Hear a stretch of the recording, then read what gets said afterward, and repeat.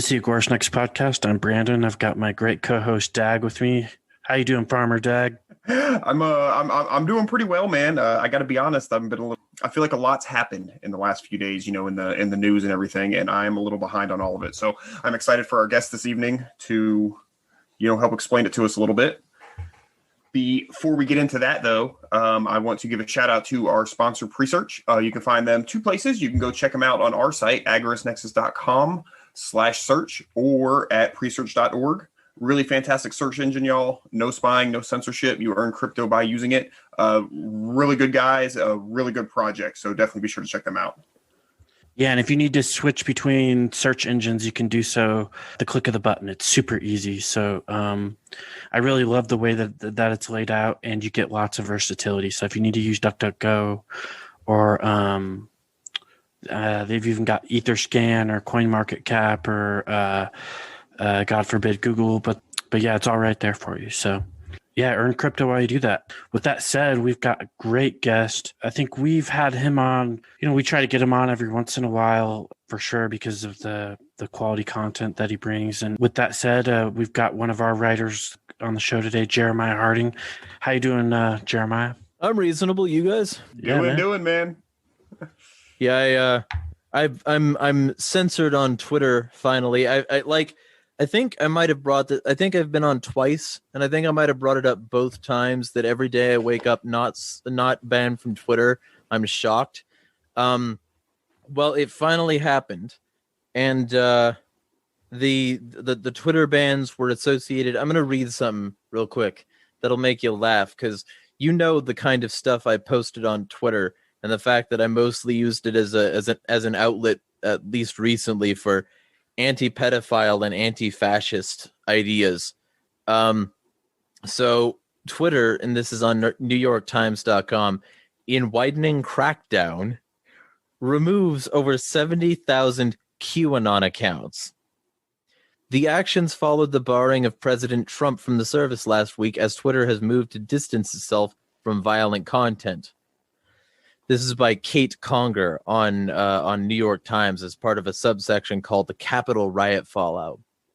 And Kate says, Twitter on Monday said that it had removed more than 70,000 accounts that promoted the QAnon conspiracy theory in recent days, as the company widened its crackdown on content that could incite violence after barring President Trump from its service last week. Twitter, which carried out the suspensions over the weekend, said it acted to clamp down on posts that have, quote, the potential to lead to offline harm, end quote. It added that many of the users who were removed had operated multiple QAnon accounts, driving up the total number of accounts that were taken down. Quote, these accounts were engaged in sharing harmful QAnon-associated content at scale, and were primarily dedicated to the propagation of this conspiracy theory across the service, end quote, the company said in a blog post. So then it goes on to masturbate about how Trump has been banned from other places too, and so have other people, and whatever. But the point is that I was banned in the same purge. They are not just sticking to QAnon accounts, and I can prove it because here are the things that I said about the Capitol riot thing. I had said that the Capitol riot is a bad idea, and like discouraged offline harm in that regard. I said it's a cover for possible war. It's an excuse for more stimulus. It's an excuse for more surveillance. It's bait for the Great Reset, which I wrote a piece on not too long ago. People can check it out at agoristnexus.com. It's an excuse to fortify government buildings and increase police funding. It's a way to radicalize everyone so that they can build lists of them. But yeah, it's totally a revolution. I sent that on my previous account, which was Insanity is Free, for 12 years, 17.5 thousand followers. I also said anyone calling the pro-Trump crowd anarchy proves that democracy is worthless, even if votes count, because, these people vote. I said that Nazi was trending, so now is a good time to talk about the Rome Purge, which was where Hitler rose to power on two wings, a left and a right, but he was always a rightist. So what did he do? He slaughtered his left wing. The party then overtly fascist. National, quote, socialist was always a misnomer. I also said that the Iranian government is holding a South Korean ship hostage. I said Trump imposed a ton of sanctions. So the Iranian government put out an Interpol notice for 47 U.S. officials, including Trump.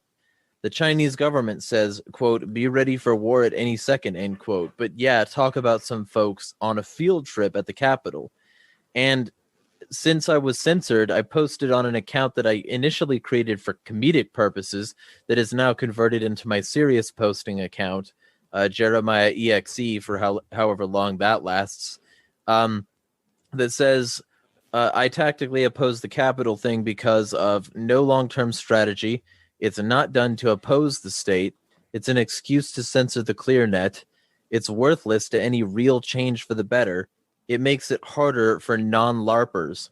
And a few more reasons, too. Also, here are some tweets I sent about it pre-ban, and I included screenshots to those tweets that I had already read, because I was basically just reading tweets from my previous account. So the idea that I was censored because I'm a QAnon account operating multiple accounts, which would be consistent with the reason that they claimed I was censored, which was platform manipulation and spam. Since it would be consistent with that particular stated reason, they're lying. They're literally just lying. They're a pack of lying cunts who are lying about the reason that they banned me. Because I have never once promoted QAnon, and I've pretty much mocked them from the start. I called them Q-tards and trumpets, and I still do. And I've been against Trump this whole time. I've been against the right-wing violence that has come out during his presidency, everything from Charlottesville to the Capitol protest. I've been against all of that. I'm an anti-fascist account, and I regularly posted against fascism. But you know what else I posted against? I posted against lockdowns. I posted against the COVID restrictions. I posted against the new Great Reset deep state that's being built around COVID. I posted against police brutality and war and corporate corruption and corporations in general. I posted against all these things that the right wing loves. And this capitalist platform, which is capitalist, it's not leftist, banned me because they had an excuse to, and because they've probably wanted to for a long time.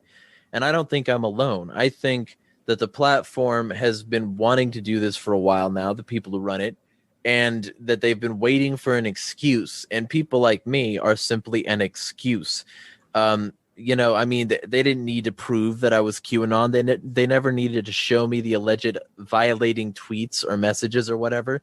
They never needed to do shit. All they needed to do was accuse me of it, ban my account, and I have no recourse. I filed an appeal 4 days ago, actually, I think it was, and they said that they'd get back to me within like 2 or 3 days. They haven't gotten back to me in shit, you know? So basically what they're saying is the appeals process doesn't matter. You don't matter. None of this matters. And we don't give a shit whether or not you actually broke any rules. We're going to ban you anyway because we don't like you. That's what Twitter is saying. And a bunch of people got notices that their reports had worked. So a bunch of people are celebrating because they've wanted me censored for years. So basically, I don't think Twitter's going to give me back my account. And, you know, if they do send me anything, it'll be related to unrelated incidents. Sort of like how when Discord banned me for running an anti-pedophile server, they fucking didn't give me a reason and didn't tell me what my alleged violation was. And when I asked them for any sort of proof, you know, send me a screenshot copy of the messages that I allegedly sent in Discord that would be considered a violation, they didn't get back to me, and they eventually just flat out refused and said, we won't respond any further. That's That's what these places are. And anti-pedophile activism was especially heavy on my bullshit, like right before then too. I noticed somebody replied to your posts complaining that they were that they had been made involved in unrelated shit, while also making you involved in unrelated shit as well. So I thought that was ironic. Yeah. The person who replied to that was just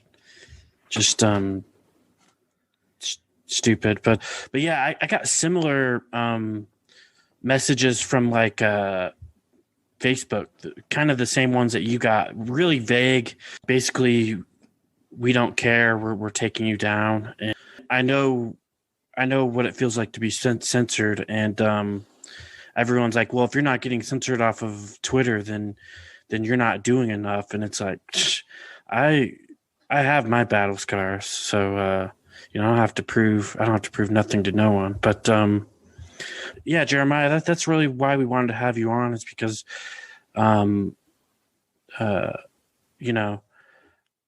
we want to hear exactly what happened and why. So they're basically saying that we're taking you down because you're promoting QAnon, which is complete bullshit, because I look at your feed all the time. And well, there's specific stated reasons. Oh, I was just going to say that the specific reason that they said they banned me was for, quote, platform manipulation and spam, either of which were things I did. Yeah, they always give you some vague vague term that's okay. Well, that violated our community guidelines or terms of service or whatever, and they're so vague that they can use that for pretty much anything they want to take down anything that they want. So, but yeah, where else can we find, like, you do have now I've seen your new Twitter account, right? Well, what's the handle for that again, so people know? Jeremiah EXE. It's a joke related to a Sonic the Hedgehog creepypasta, which is Sonic EXE. If you've ever seen the image of like Sonic with like pointy teeth and black eyes with like red pupils in the middle, and he's like bleeding from his eyes and like a lot of that shit, that's what that is. And I have too many of those images because I have a rotating phone wallpaper slideshow that pulls up a random one every time I unlock my phone. I currently have in my collection of these images 1,573 Sonic EXE images. So that should tell you something there. So it's sort of part of my identity at this point. So when I made my comedy account, which was what this was originally supposed to be, was a comedy account where I would shit post. And like I made like this thing that this Sonic image that said hell yeah, like Christmas, and it's one of those acronyms that's not fully spelled out or spelled improperly, and all I spelled out was cops don't have rights. And I also, like, I have so many other things on here. I have a thread devoted to the fact that sports fans are furries because so many of their mascots are animals. I just it was supposed to be fucking funny. I have a tweet that just says elbow seasoning. So like they made me turn my comedy account serious. They made me make this a serious account, and I'm probably still gonna, I'm probably still gonna do my comedy posts because people seem to respond somewhat well to them. But like, I was already reported once on this account. Like this this post that I was involved in, this guy was mocking gun owners or something, and I can't exactly remember what it was. But all I did was I made an image of his current profile picture with his tweet stuck to his forehead. And then he changed his profile picture. And since he lives in Canada, he changed his profile picture and then accused me of a privacy violation so that he could get my tweet taken down and get me reported. And I had to delete my tweet, even though I tried to appeal. I tried to say I didn't violate Twitter rules because I didn't. It's not violating Twitter's privacy policy to post somebody's profile picture. That's fucking stupid. It's not, but whatever. So Twitter was already censoring me like this month. Well, December 29th, whatever, within the last 30 days. But like that account was supposed to be fucking funny. It was supposed to be like jokes. So I named it after the creepypasta because, I can, and because I also have way too many of these images, so I might as well use them. Right. Yeah. Well, where else can we find you then? All right. So my current accounts that I would say I primarily use are PocketNet. It's a blockchain-based social media company. MeWe, which is centralized, but it's like a Facebook alternative. Gab, which is centralized, it's like a Twitter alternative. Mine's centralized Facebook alternative. Float, centralized, weird hybrid between YouTube, Twitter, and Facebook. And they're going to improve shortly too. I think they're launching a cryptocurrency as soon as like the middle of the year. But I'm also on Mastodon and Liberdon, which are two Mastodon instances, which are part of the Fediverse, which is Federation, which is like semi-decentralized, like anybody can host it on the same open source framework, and everybody's instances reply to each other. I'm on Twitch, which is another blockchain-based thing. I'm still on Facebook. They haven't banned me, even though they were banning people over the same stuff. Almost like I wasn't breaking any rules, and Twitter is a pack of lying cunts. But I'm also on Twitch. I'm going to try to get banned from Twitch without breaking any terms of service. I have a playthrough with Sonic Forces, Sonic Lost World, and the two Sonic Adventure games, and I'm starting on Deus Ex, a series about a dystopian world where the Illuminati rules everything for profit and power and has exploited disease for both. Yeah, that's a great game. I played the first one like way back when, and even the newer ones are really fun too. Yeah, so if you guys want to follow him playing games, what's how can they find you on that? Oh, just same user. See, that's the thing. Twitter thought they fucking silenced me. I think they really thought they did something with that ban. But I'm still Insanity is free everywhere else.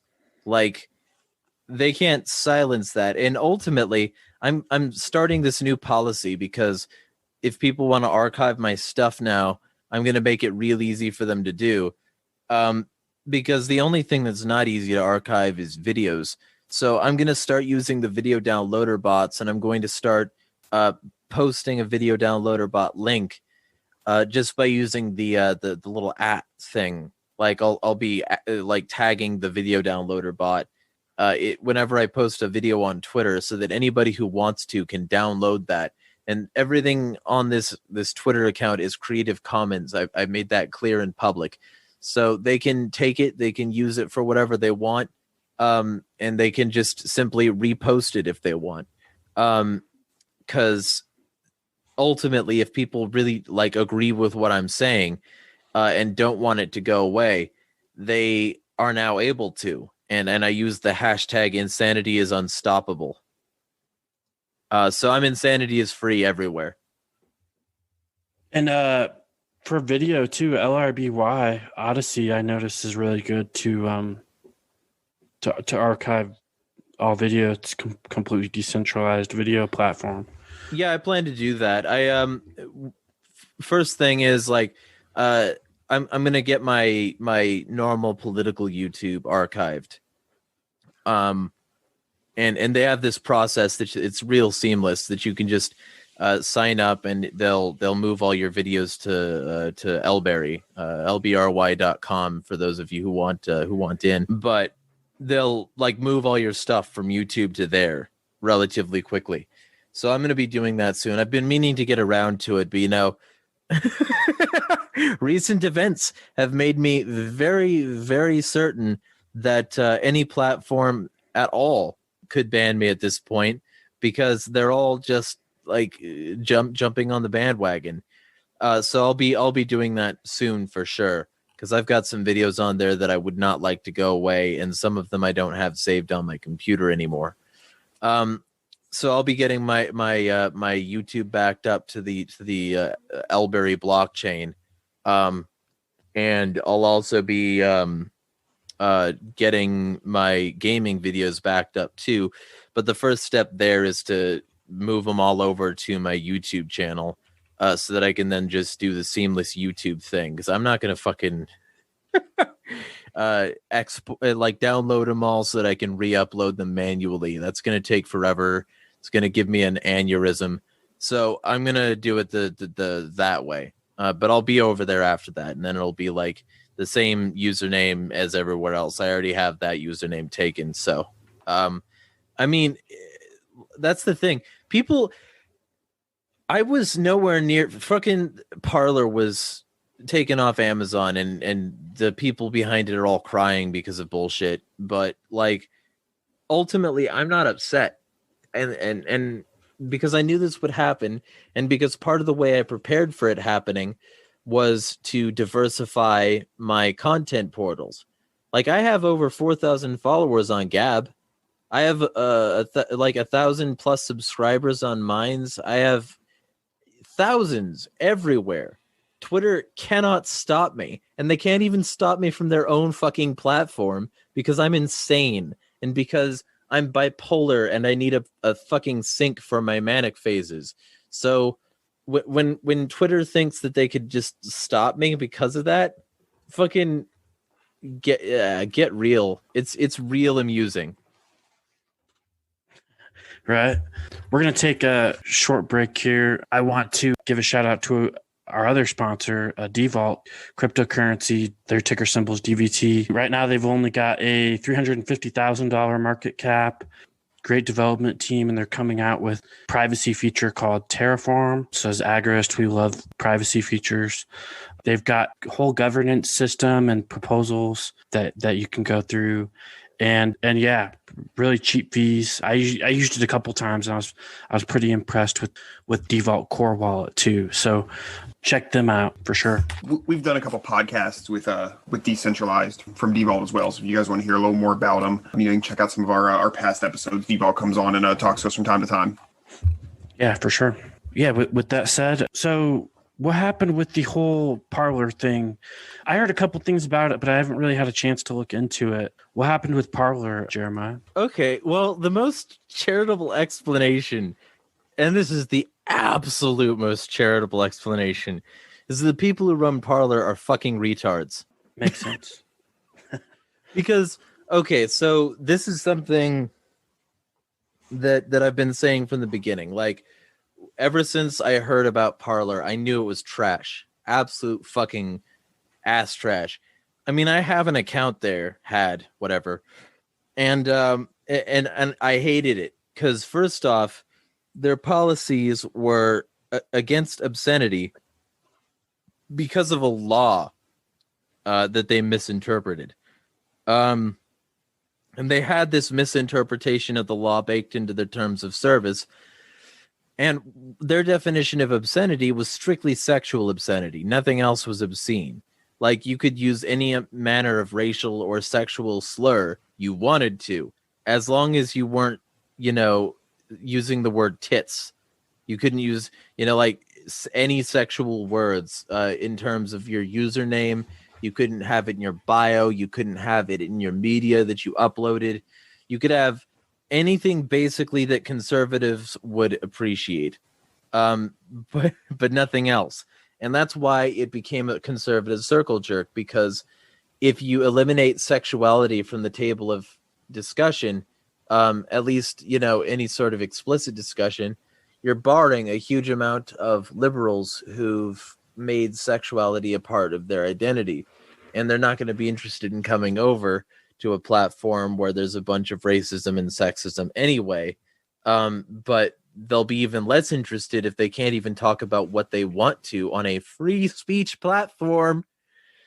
And the best part is, Parler was never a free speech platform, because, as anybody who has read my piece on Facebook Alternatives knows, on agoristnexus.com, can't stress it enough, that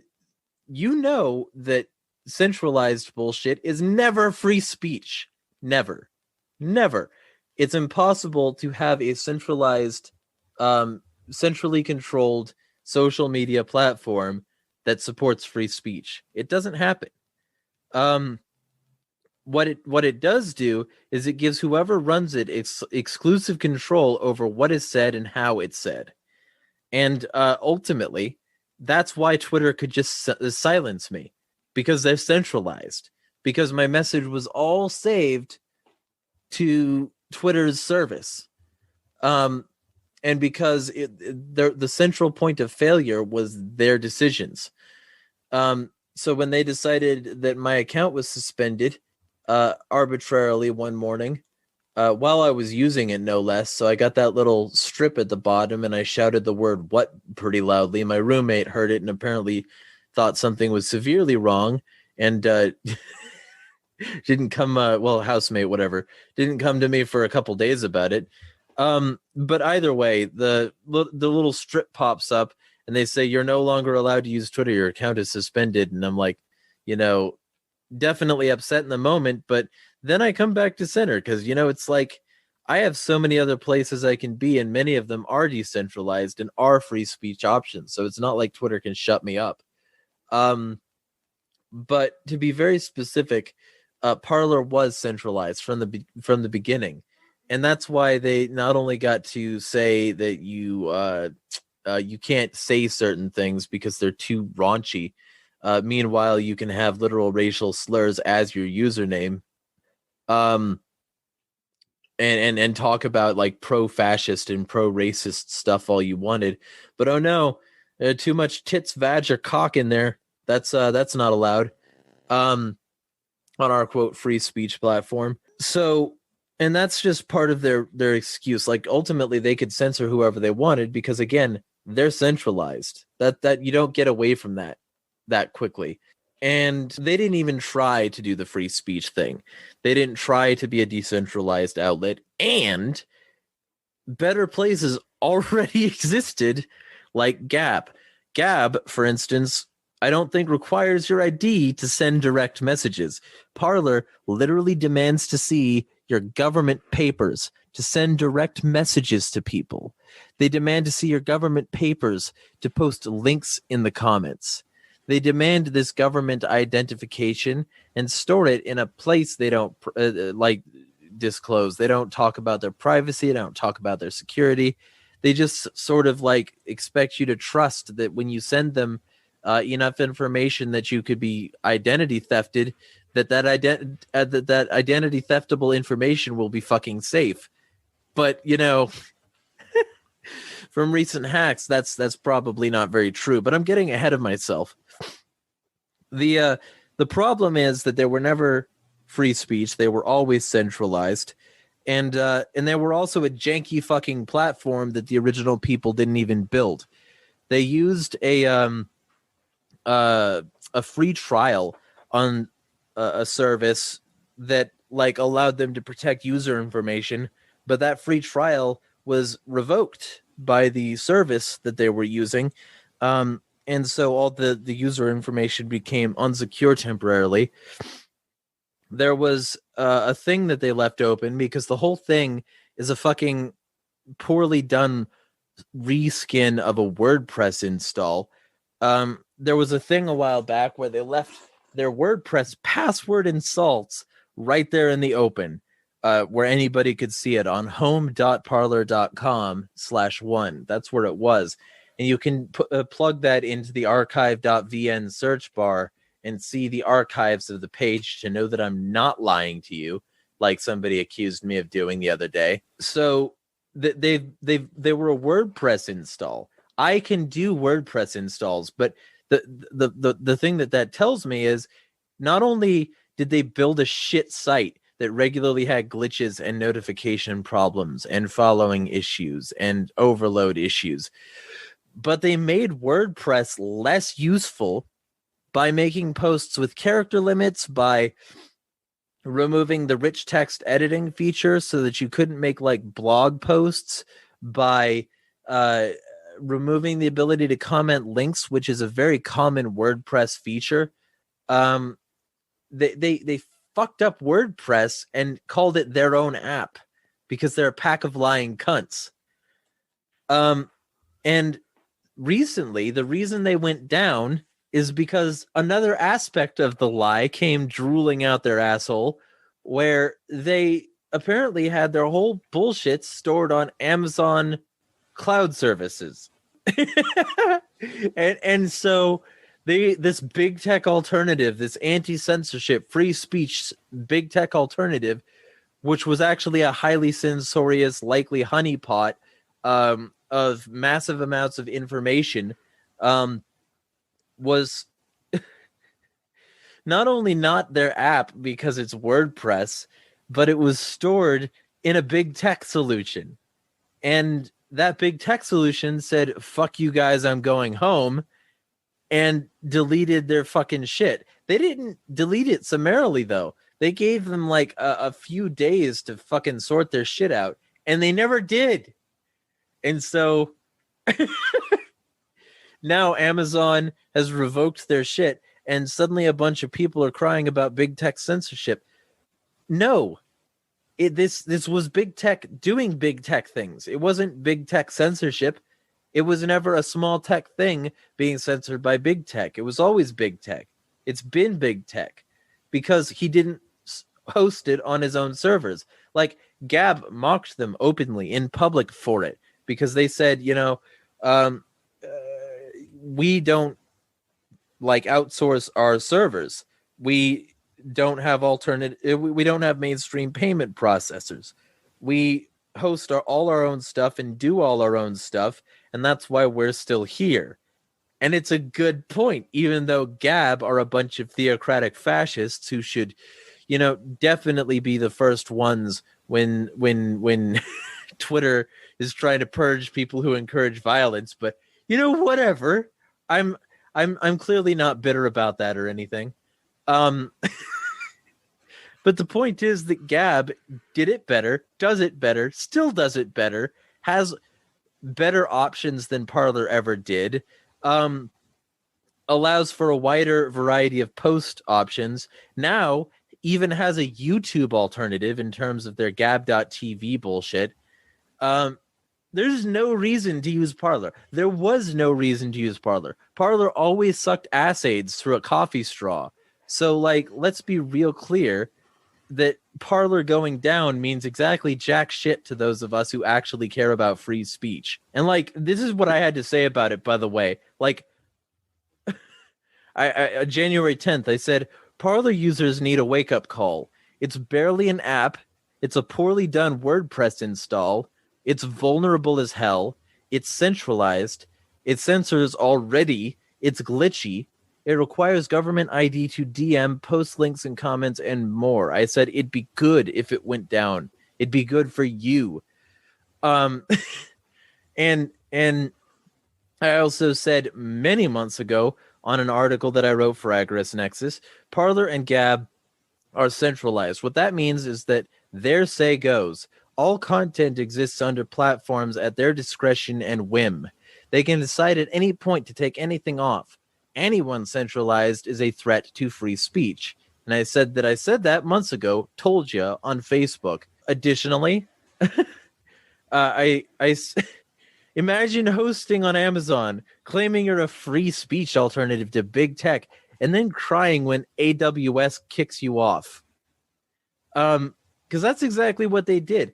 And not only that, but I got people crying about it because I brought up the fact that apparently it was hacked, and I'll get to that shortly. But the entire scrape was 56.7 terabytes, and I said I could host it in my bedroom. I'm writing an article right now about how that's possible and how it wouldn't be a bandwidth issue at all. Because it fucking isn't a bandwidth issue if you do it with an actual free speech distributed software solution like blockchain. All you got to do is have enough nodes that they can all serve a smaller amount of information at a time and update each other at the same time. 10 or 20 nodes across the US would be a great way to start off a social media company that's actually there for free speech on the blockchain where that speech can't be fucking removed. If he actually gave a shit, the people who started Parler, if they actually gave a shit, they would have done something similar to that, where they would have started a diaspora pod or something, not a shitty WordPress install on Amazon warehouse services. So the whole thing is stupid. They're really stupid. And so is anybody who says that, like, I was wrong. So I posted also, thank you to all that. This was all, by the way, on my Twitter. So yet more nails in the coffin of the theory that they only banned far-right people encouraging violence. I said, thank you to all the people who believed me about Parler from the start, from looking at the facts I presented. Thank you to all the people coming back and saying I was right now that it's clear how poorly coded it was. The people who still act like I'm wrong can all eat shit. So that's the general thing. But, like, this is on Gizmodo. Every deleted Parler post, many with users' location data, has been archived. In the wake of the violent insurrection at the U.S. Capitol by scores of President Trump's supporters, a lone researcher began an effort to catalog the post's social media users across Parler, a platform founded to provide conservative users a safe haven for uninhibited, quote, free speech, but which ultimately devolved into a hotbed of far-right conspiracy theories, unchecked racism, and death threats aimed at prominent politicians. The researcher, who asked to be referred to by her Twitter handle, DonkNB, began with the goal of archiving every post from January 6th, the day of the Capitol riot, which she called a bevy of very incriminating evidence. According to the Atlantic Council's Digital Forensic Research Lab, among other sources, Parler is one of several apps, blah, blah, blah, blah, blah, blah, hoping to create a lasting public record for future researchers to sift through. DonkNB began by archiving the posts from that day. The scope of the project quickly broadened, however, as it became increasingly clear that Parler was on borrowed time.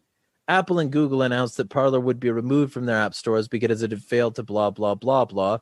In an email first obtained by BuzzFeed News, Amazon officials told the company they planned to boot it from its cloud hosting services, Amazon Web Services, saying it had witnessed a steady increase in violent content across the platform. It's clear that Parler does not have an effective process to comply with the AWS terms of service, the email read.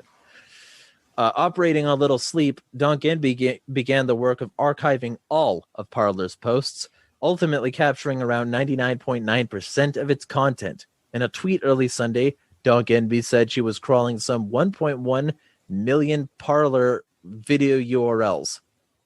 Quote, these are the original unprocessed raw files as uploaded to Parler with all associated metadata, she said. Included in this data trench, now more than 56 terabytes in size, DonkNB confirmed that the raw video files included GPS metadata pointing to exact locations of where the videos were taken. Blah, blah, blah, blah, blah. Told Gizmodo that she began digging into Parler after the company issued denials about an email leak unearthed by the hacktivist Kurtner, who has been credited with founding the hacker group Anonymous.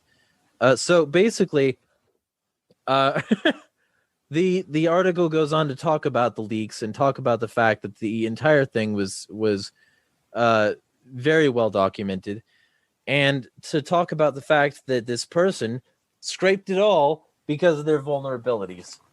So congratulations, right-wingers. All of your fucking posts that had any EXIF data attached to them, which was not removed by Parler because they didn't have a comprehensive system set up in place for that, all that shit is now public, including your home address, where you work, probably a long series of other things. So congratulations. Yeah? That's a great way to talk about free speech. Let's all bring it to a platform that's highly centralized and extremely vulnerable, because that's not going to end poorly at all. Yeah, not at all. I've kind of been taking it away, Dag. Do you have any questions?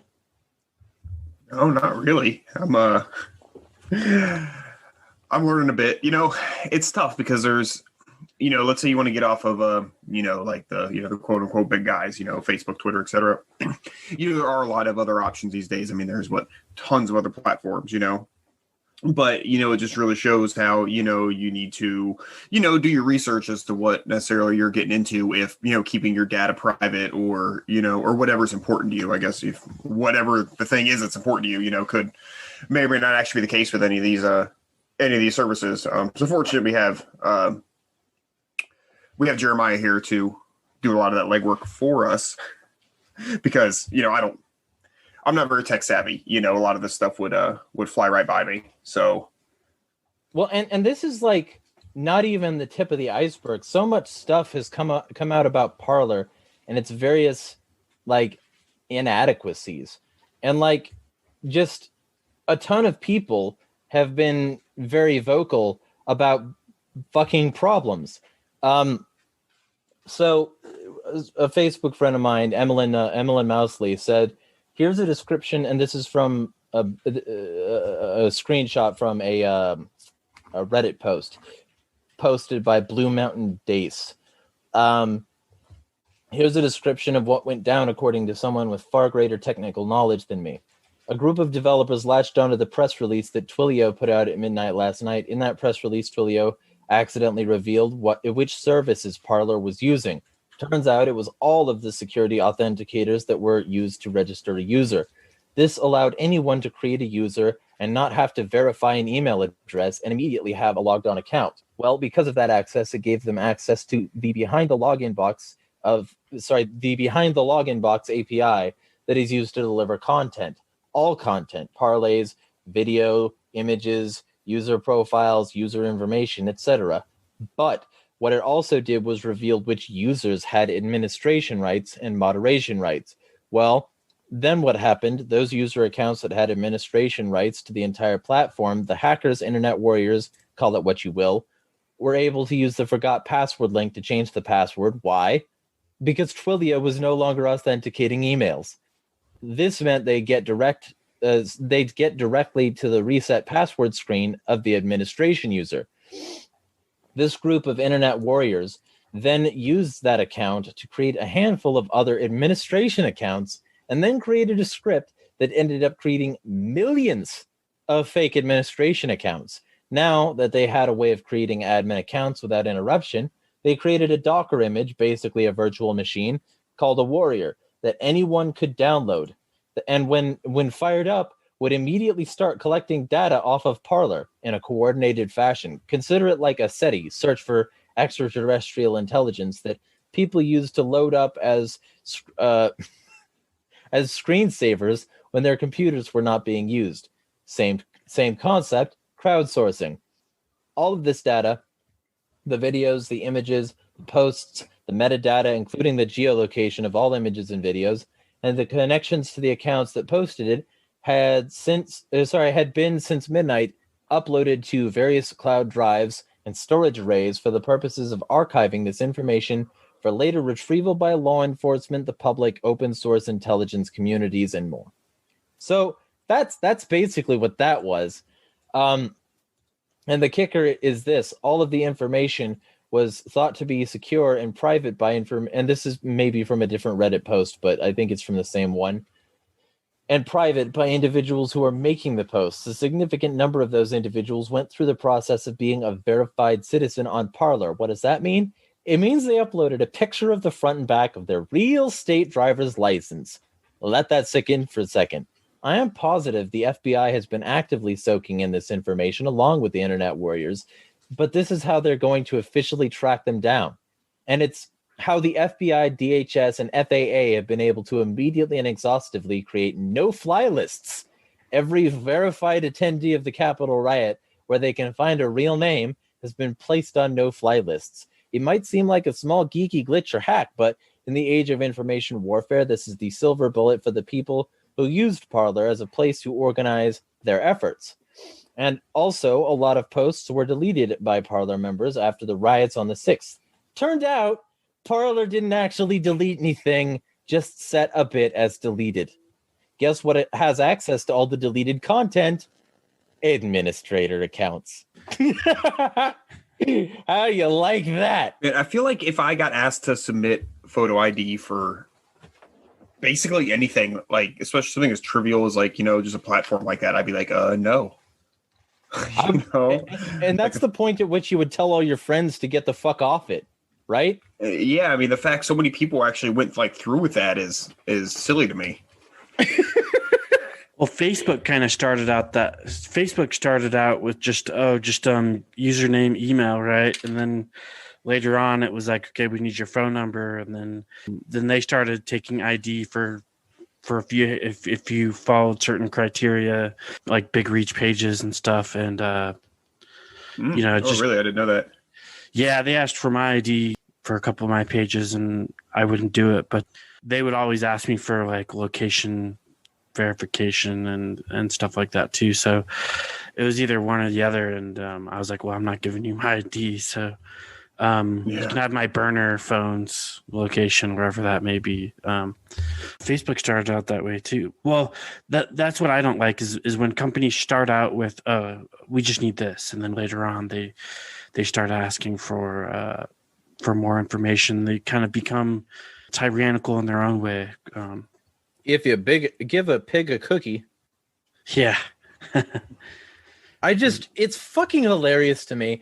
And I'm not sorry. Fuck everybody who wants me to be sorry for mocking these people. Fuck all of you. I had warned everyone for months, and instead of spreading my information and saying, this guy is right because the facts he presents are facts, all these people did was cry about the fact that I was mocking a right-wing page. Like, for people who call other people snowflakes and fucking NPCs and shit, right-wing can be some of the most snowflakey NPCs fucking cucks out there. I am not sorry. Fuck all of you. Eat shit.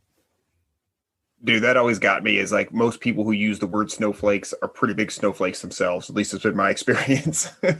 Yeah. Oh, and you know that it's funny too, because they claim that I am now getting my just desserts from being banned from Twitter because somehow that contradicts what I've been saying. It doesn't. Twitter is centralized. I never doubted that I was going to get banned from Twitter. And I've been using that as a way to tell people to go elsewhere. And I still do.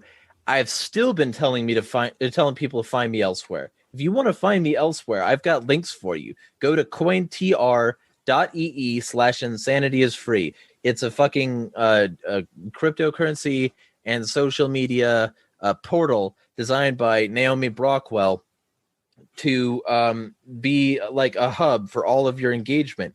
And it's very useful if you want to get cryptocurrency donations or make cryptocurrency sales of products or something. And it's also useful as a backup hub of all of your current places and places people can find you. Get one of those and fill it the fuck up. If you don't have at least 10 links there, you're doing something wrong. So that's my suggestion. I've been saying this forever, and I've been saying I would be banned from Twitter forever. I don't feel betrayed by Twitter. This is what they do. They're information controlling fascist fucks who have a bias to support their corporate overlords and their government allies. They're pets of the establishment. Of course they're going to ban somebody like me. Konkin said it best, to bring it to an agorist place, when he said that corporations are inventions of the state. They're imitations of the state, not the market. Read New Libertarian Manifesto, read an agorist primer, and stop cucking to corporations. I've been saying that forever. So for people to act like I'm somehow getting my just desserts and getting something I never would have expected, you clearly haven't been reading my content, bitch. Yeah, it's like know what you're talking about before you just spew some bullshit. You had brought up the Capitol Hill riots. Did that relate to your Twitter ban at all? I mean, that's what they claim. They claim they banned a bunch of QAnon people, and like it would be consistent with the reasons that my Twitter was banned, according to the official reasons, that being platform manipulation and spam. Because what they claimed is that they banned QAnon accounts who were using the platform to promote QAnon conspiracy theories, but that wasn't the case. They weren't doing that because my account demoted QAnon conspiracy theories. Yeah, my account, exactly. You saw me do it. Like, I was vicious against, and I still am, QAnon people, against Trump supporters, against the right, against fascism. I'm more Antifa than a lot of Antifa members are.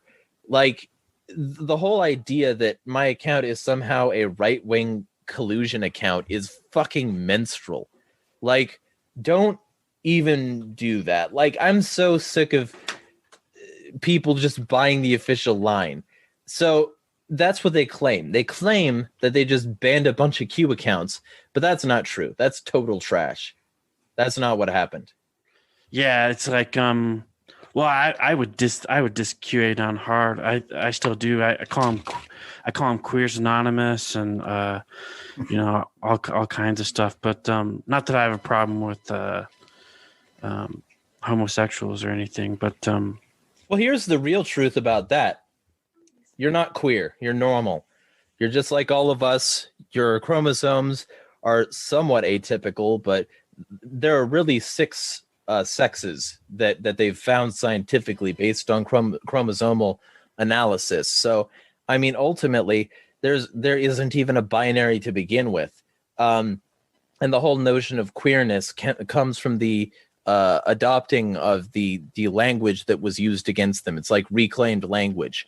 The real truth is that they're just normal people whose society has historically not looked upon as normal because of various religious tendencies and customs. So really, they shouldn't, it shouldn't even be called queer. It should be called, whatever the person's name is. Yeah, exactly. I just call who I call queer are QAnon, But, yeah, that works.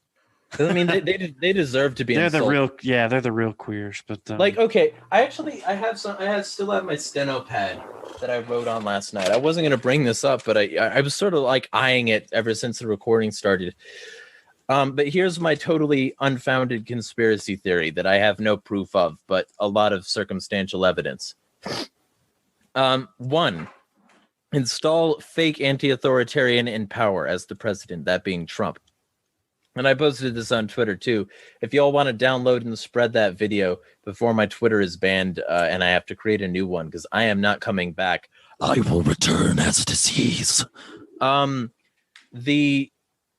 theory is that you install a fake anti-authoritarian, you puppeteer followers with the Q psyop, that being the QAnon psyop. That's really easy to do. All you got to do is post to fucking 4chan. It's super simple. So there's basically no risk to this. You instate and oversee state expansion measures. You use the Q topic to online to safely track and map people who distrust the establishment. You let Q become the Pied Piper, who lead the masses into many traps, and is wrong enough of the time the media can mock them. The Q cult becomes reflexively defensive and uses the media coverage as fuel to claim they must be onto something. If this many people hate us, we got to be right? If all the establishment are scurrying and scrambling because he's draining the swamp, then we must be right? Wrong.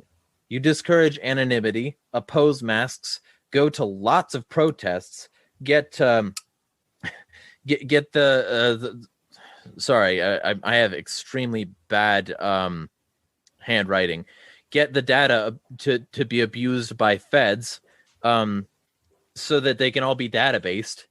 And then step 8 is create lockdown environment and call anyone opposed to your policies a quote anti-science conservative while building a surveillance superstate and monopolizing corporations. That meaning that the corporations have like a ton of power now because of the lockdown / COVID environment. You lead them all to invade the Capitol, databasing emails and databasing them all and using that as an excuse to censor their whole network and anyone else the elites feel like at the time, all as part of the same purge. And step 10, congrats. The Trump presidency and his support has now been weaponized, and the same corporations you helped give monopoly to can now pick and choose who has a voice and who can buy and sell, and ultimately who lives or who dies. Fascism. Yeah, that's That's pretty deep. Yeah, for sure. What else were we going to cover here? Let's change gears. So, what is your favorite platform right now? Mine personally, and I know that we don't always agree on anything, but we don't. I don't agree on everything with anyone. So, but I'm loving Float personally. I know that they're centralized right now, but I think that they're going to start becoming more decentralized in ways. They're coming out with the new crypto, and pretty much their terms of service is as long as you're not doing anything illegal. So hopefully the laws don't change, right? But yeah, that seems to be my platform. My favorite platform of choice right now. If you guys want to follow Agorist Nexus on Float, the handle is just at Agorist. But what's yours, Jeremiah? So I don't dislike Float. I think Float, Minds, and MeWe are all good options for centralized media. But make no mistake, they are centralized and they could decide arbitrarily to ban anyone, which is why until they become less centralized, that being on a blockchain maybe, or turning Float into an open source application for the Fediverse or something like that. Like, I don't know what you mean by less centralized, but basically, if they were willing to become less centralized, I would promote them a lot more. But I promote blockchain apps as the actual free speech alternative. My free speech app of choice is PocketNet, and I'm going to start using that a lot more. And I'm also going to start archiving all of my tweets there, no matter what the tweet is. I'm just going to post it there. Because that way it'll be permanent, unlike it will be on Twitter. So Twitter can't even ban me from Twitter at all, ever.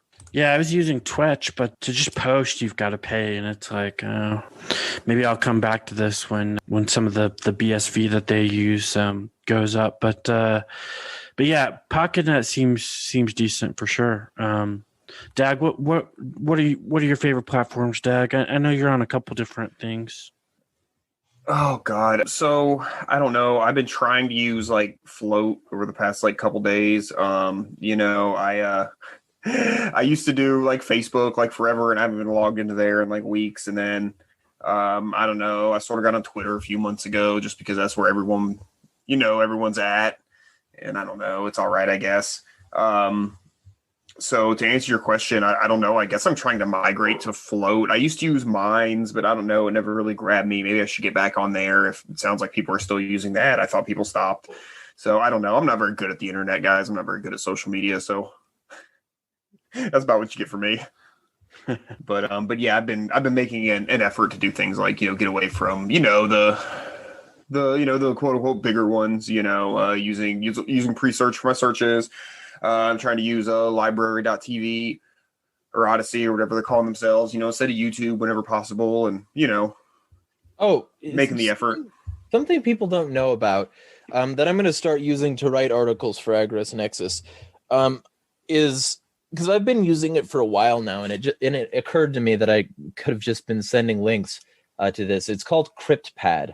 CryptPad is a Google Documents alternative, and it's also a file hosting thing, but it's end-to-end encrypted, and you can password protect documents so that people can't see them unless they have the password, meaning that it's a non-Google, exactly like mirror replica of Google Docs, with the same open source, with the same collaboration tools that you would use on Google Docs, but it's open source. And what that means is that I think it's open source, if I understand correctly, but it's also encrypted, and it's also not on Google, which means that if Google decides to ban you, you still have access to your documents, and Google might very well ban you. They've removed a lot of people from YouTube. They've cut off people's access to their Gmail accounts. They've done a wide variety of things that ultimately amount to monopolization of people's information. So if you're trying to look for a Google alternative, CryptPad seems like a really good choice. I've been using that's excellent. Yeah, that's good to know. Yeah, I was actually looking for something on the Keybase the other day. I was asking about that because I had a friend asking on a alternative to Google Docs. And one thing I actually did the other day was I had downloaded an open source spreadsheet program because I was like, well, I can use Google Sheets, but it's like, what if I'm using it for something business related? I don't want Google, to have access to like my financial business records, So I'm like, I wanted, So anyhow, I mean, there's a couple of them out there. I don't want to promote any of them because I don't know if they're worth the shit or not. But yeah, I've been actively trying to look for alternatives to the regular Google services as well. So that's a CryptPad. How do you spell that? Is that CRYPT? CRYPTPAD.FR. Okay, cool. .FR. Okay, cool. And it has like rich text editor. It has workflow, a workflow like organizer, I guess you could call it. It has slideshows, presentations, spreadsheets. And it also has file storage. It's basically like everything you would want in a Google Docs, but not run by Google and more useful and encrypted. And it doesn't it's not susceptible to the same vulnerabilities that Google is. Plus, since it's still small, almost nobody is going to hack it. You're not going to get people trying to do massive, large-scale hacks of CryptPad. It's, that's part of the thing that people are, Macs don't get viruses, so they must be built better. Linuxes don't get viruses, so they must be built better. No, you fuck. You knuckle fuck. Ultimately, these are smaller, less user platforms. And the fact that they have less users than Windows means that when you make a virus, you want as much of a surface area impacted as possible. So you make it for Windows. You don't make it for the lesser platforms with lesser people. I mean, Linux is even getting more viruses now because more people are switching to Linux. So it's not about fucking security. It's about the fact that, ultimately, there are less people on it. So if you get in while it's still young, you'll be getting in while it's more secure anyway. Oh, you're right over there? Yeah, I definitely agree with that. I'm really glad that you brought that up because I've been looking for an alternative to Google Docs for a while. In terms of Google Drive, I've been using Dgoo, but I don't know. I'm not promoting them. I'm not saying use them because I haven't really. They just seem better than Google. Is why I've kind of been using them, but I don't really have a particular reason other than they're better than Google. You also get 100 gigabytes for free. They say they're encrypted, but I don't know the ins and outs to be able to verify that. Have you heard anything about Dgoo, Jeremiah? It's reasonable. But all these services have had vulnerabilities historically. Personally, not as a general cloud storage solution, but as if you're trying to do something secure, I can't recommend Mega enough. What's Mega? Okay, so Kim.com started a service in, I think, the late 90s or early 2000s called Mega Upload. That service was a service designed to allow anybody to upload anything they wanted, so it obviously became a hub for pirated media. The feds shut it down repeatedly, and also failed to shut it down repeatedly, and tried to prosecute Kim, even though he didn't actually break any laws. But they also tried to catch up with him in New Zealand when he moved over there, and raided his server farm, completely shutting it down. So obviously he did what anybody would do and cowered in a corner and cried. Wait, no, he didn't. He restarted the server like the badass he is, and now it's mega.co.nz, and people can upload anything they want to that service with relatively high levels of encryption and multiple passwords per file. So I would recommend Mega. I think it's good. That's a cloud service. Yeah, and it also makes it really easy to share. You can get a MediaFire link to things, or FileZilla or whatever, and it'll be just a link, and you get taken to a page with a download link, and you can download the whatever. Cool. Well, this is like that, only it's more secure. like double layer encryption secure, and I admire that effort. Like nothing I've ever posted to uploaded to Mega has ever been seen by anybody who I didn't intend it to be seen by. Good to know, man. I'm really glad we did this episode because I haven't heard about CryptPad or Mega. So, yeah, Kim.com was originally in Germany, right? And then he went to New Zealand.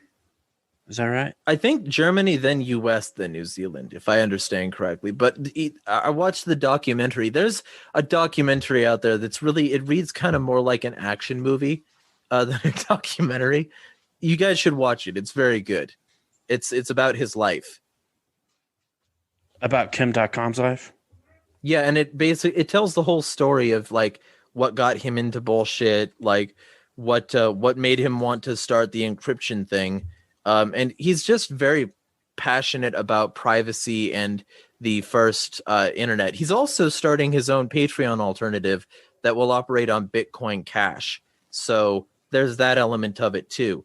And he's trying to help with essentially a brand new web that's going to happen where people are going to be able to be supported even if people want them censored. But the documentary is Kim.com Caught in the Web. It was released in 2017. And it very much, it gives off action movie vibes. I'm not going to lie, but it's also very good. Yeah, man, I'll definitely watch that. I like Kim.com a lot, and he's a smart guy, and he really liked Bitcoin Cash, and there's a reason for that. And I like Bitcoin Cash ever since November of 2017 when I heard.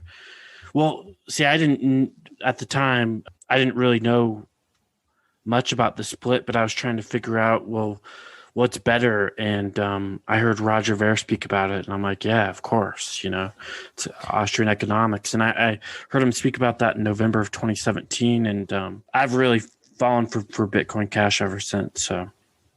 Well, I'm pretty easy on assets. Like I'll work for what people are willing to pay me for, and if I want something else at any given time, it's real easy to convert.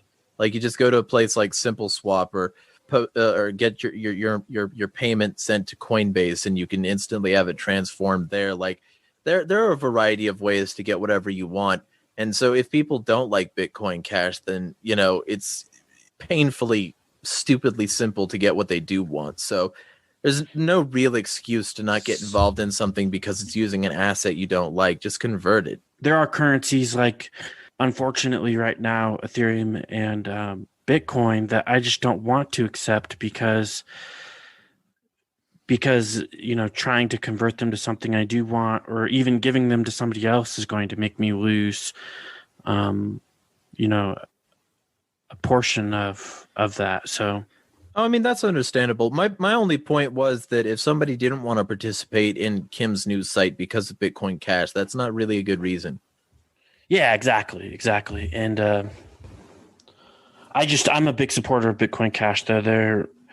If anyone has the potential to become money for the world and provide the most economic freedom, any crypto, it's going to be Bitcoin Cash. So that's why they're pretty much my number one favorite at the moment. And then they've got privacy features like Cash Shuffle that aren't code-based layered, so that you don't have compliance issues because Monero has been taken off of several exchanges and stuff like that. Now, I don't have a problem with exchanges listing cryptos because you always be able to get them, right? But it does kind of hurt the overall market as a whole, in my opinion.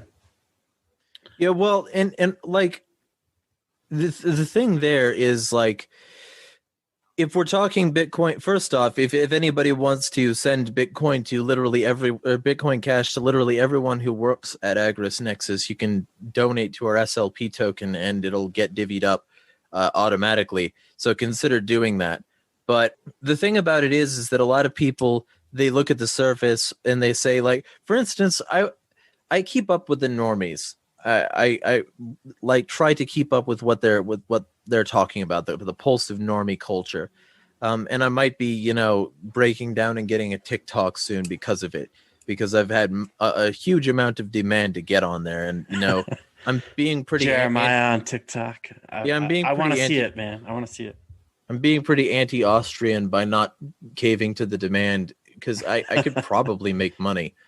But the point is that like I try to keep abreast of like normie culture. And one of the channels I use to keep abreast of normie culture is called Leon Lush. And he recently said that that cryptocurrency makes no sense, but somehow makes money. And it makes so much sense. Like, it's easy to understand. I always just explain it to people like the blockchain is a series of transactions that are called blocks.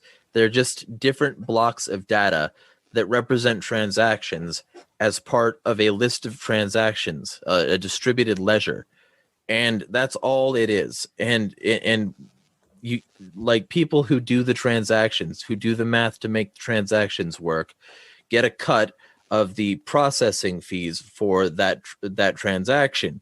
That's an extremely simple system to explain. It's so much simpler than the fiat currency system, where junk bonds based on zero value and zero value accounts are traded on a public debt market, which partially siphons off debt to the stock market, which is somehow traded for a profit, and partially siphons it off to a fractional reserve banking system, which manipulates the currency to upwards of 9 fake dollars on top of the one that's held in reserve, so that the economy is massively inflated all the time by a regular overdose of fake currency in the system generated through a debt dollar system as the result of assets-based currencies that are normally based around petroleum and various computer parts and various, like, deals that are done globally. And all these deals are reliant upon a military intelligence and prison industrial complex that is a global thing, which is why your tech is made by Uyghur slaves, and why child labor is required to get your computer parts, and why so much blood has been shed for so much oil, and why, like, there are certain beaches that are running out of silicon because so many computer parts have been made and then discarded into a landfill. And all of these things are all related to a dollar that is massively unstable, which creates the instability necessary for a massive expansionist system like this to exist.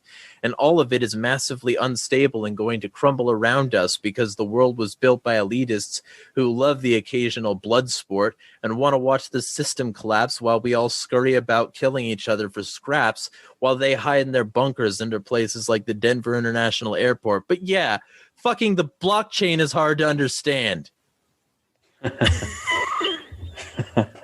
it's just little slips of paper that we give to each other in exchange for, goods and services. That seems pretty easy, man. I don't know why you have to overcomplicate things like that. Yeah, it's got to be worth something. Yeah, they tell me it's worth something. That means it's worth something, Also, my shit is now the official currency of the United States, so suck my asshole for money. Yeah, but people tell me, like, no, man, but things like crypto is not backed by anything, but the cash is backed by the federal government. So that's something. You trust that? Like, come on. Yeah, you trust that? They just told you to shut down your business. Like, yeah.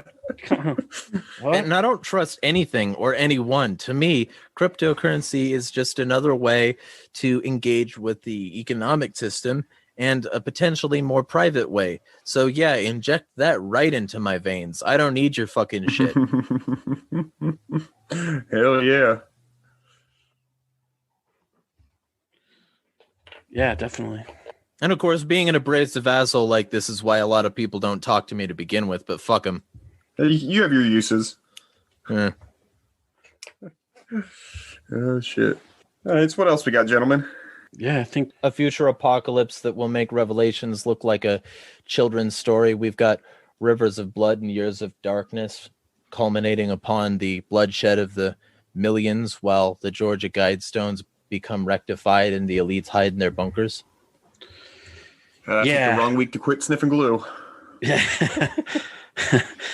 Yeah, I know we're going to definitely see food shortages and pretty much every global currency, fiat currency collapse here pretty soon. So not looking forward to that. But there are things that we can do to try to avoid it. Now, what those are and how to go about that is really the question. I mean, try to grow your own food. Next week, we'll have all the answers. I mean, yeah, exactly.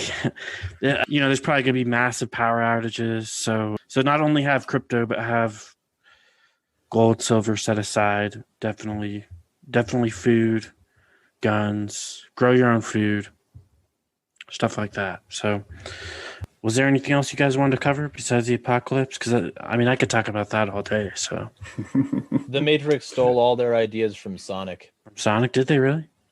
Yeah. I mean, Sonic came out in 1991. It was a being who freed innocent beings from their pods where their life force is being drained to power a fascist machine. He's very fast. He can dodge bullets. He's all about personal empowerment and breaking people away from the mindset of fascism. Everything he is against the exact kind of thing that Agent Smith represents, and Neo is a knockoff Sonic. Interesting.